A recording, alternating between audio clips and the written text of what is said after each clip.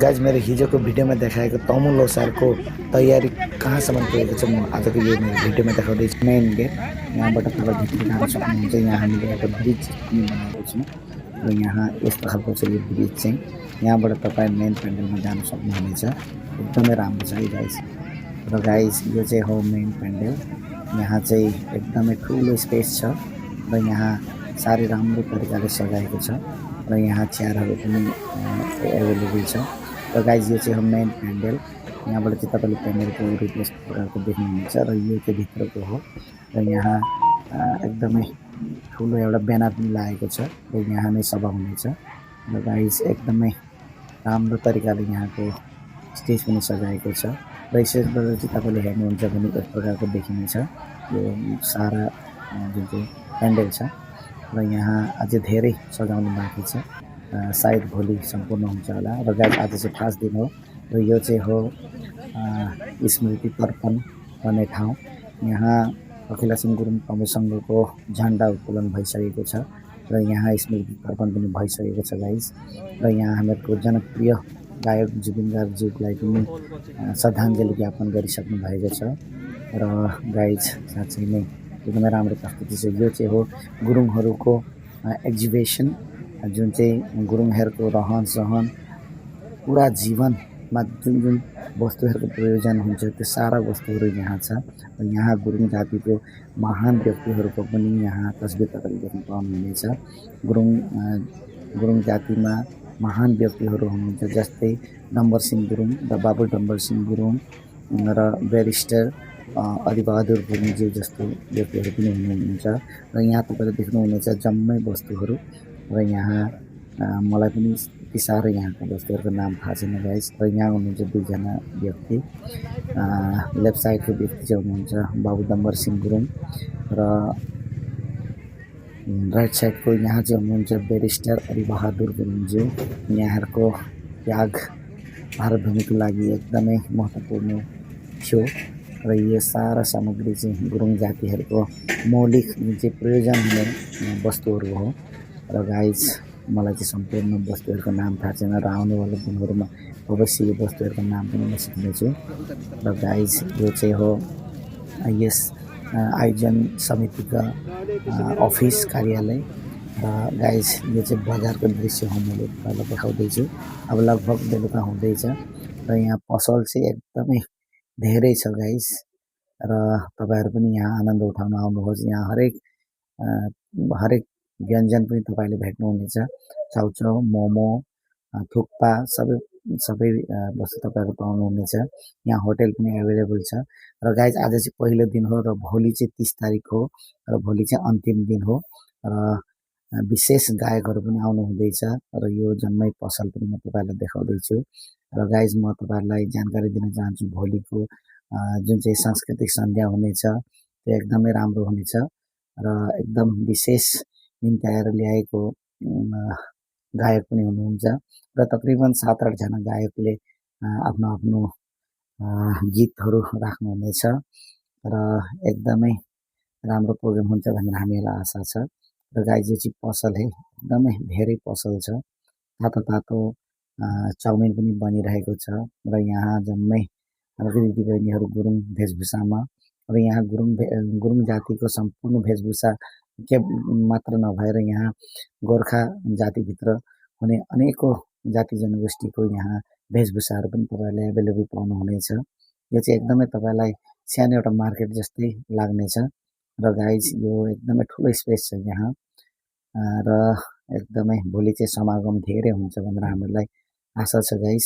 र गाइज भोलि चाहिँ विशेष सांस्कृतिक सन्ध्याको आकर्षण विजय दर्जी हुनुहुनेछ र उहाँ चाहिँ तेजपुरबाट र उहाँले चाहिँ एकदमै आफ्नो पुरा ह्यान्ड्सको साथमा आउनुहुन्छ उहाँको सम्पूर्ण टिम ल्याएर।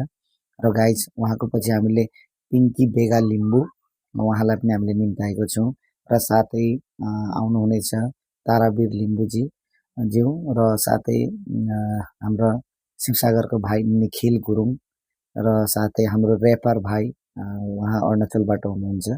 उहाँ नामसाई डिस्ट्रिक्टबाट र उहाँ ऱ्यापर काफ्ले भाइको नाममा उहाँ विख्यात हुनुहुन्छ।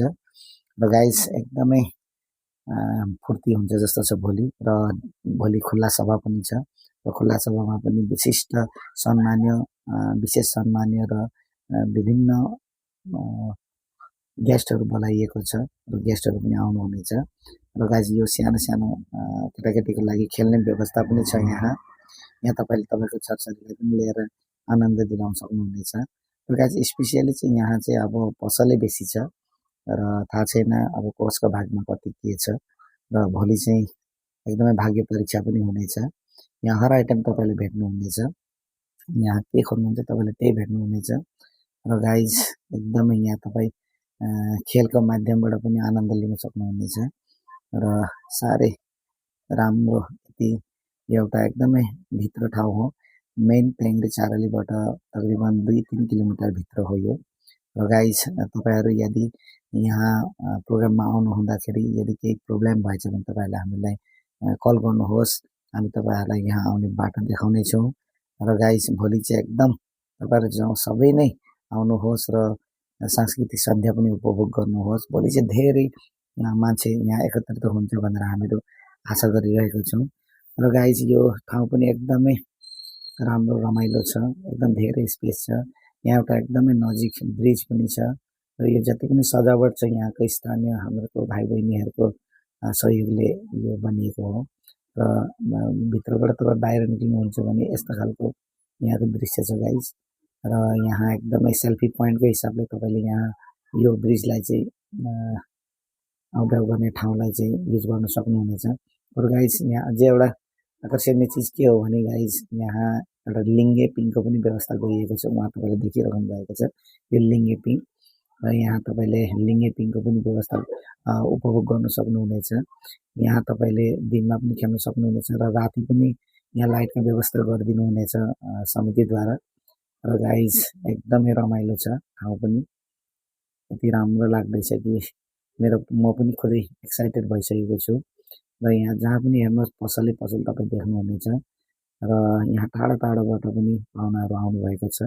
कार्बी आङ्लोङ, धेमाजी, लखिमपुर है यहाँबाट पनि व्यक्तिहरू आउनुभएको छ। डिब्रुगढ र अरुणाचलबाट पनि आउनुभएको छ। तेजु, रोइङ र मेदु यो सब ठाउँबाट पनि आउनु भएको छ। र गाइज स्पेसियली भोलिको प्रोग्राम चाहिँ एकदमै राम्रो हुनेछ। र गुरुङ भाषामा छ्याजालो भनेको चाहिँ नमस्कार हो। र गाइज यो चाहिँ पार्किङ जोन यो गाडीको लागि। र गाइज जुन चाहिँ मैले दलङ भनेको थिएँ ब्रिज, यो ब्रिज चाहिँ यहाँ छ। र यहाँ ब्रिजबाट तपाईँले यहाँको भ्यूज हेर्न सक्नुहुनेछ। ब्रिजको लेफ्ट राइट दुई साइडै एकदमै राम्रो भ्यूज छ। यहाँ तपाईँले राम्रो फोटो उठाउन सक्नुहुनेछ। र यो पनि एउटा सेल्फी पोइन्टकै हिसाबले हुनेछ। र यहाँ एकदमै खेतीको लागि यहाँ माटोहरू छ। र गाइज यहाँबाट ब्रिजबाट चाहिँ तपाईँले हेर्नुहुनेछ भने त्यो ठाउँ चाहिँ यस्तो देखिन्छ।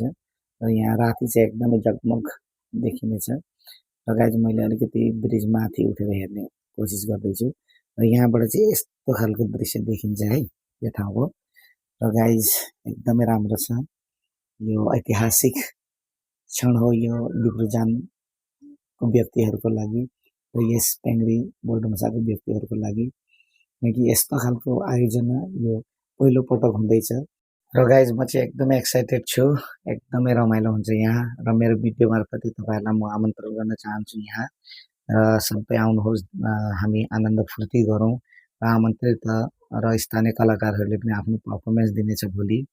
एकदमै राम्रो हुनेछ भोलिको प्रोग्राम गाइज। र एकदम एक्साइटेड छौँ हामी। र भोलि चाहिँ एकदमै आउनुहोस् है। र गाइज आजको यो मेरो भिडियो कस्तो लाग्यो तपाईँहरू कमेन्ट गर्नुहोला। र राम्रो लागे लाइक र सेयर पनि गरिदिनु होला। अति चाँडोभन्दा चाँडो अझै एउटा भिडियोको साथमा तपाईँहरू समक्ष आउने छु। तबसम्मको लागि बाई।